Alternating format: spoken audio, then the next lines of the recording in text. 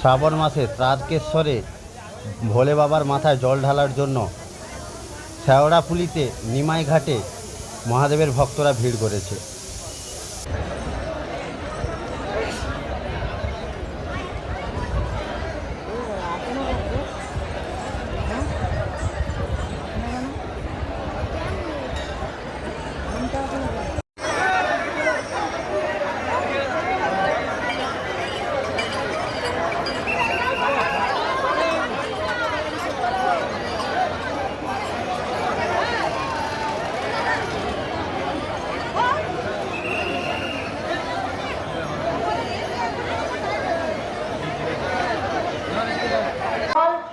এদিক ওদিক কেউ দাঁড়িয়ে থাকবেন না।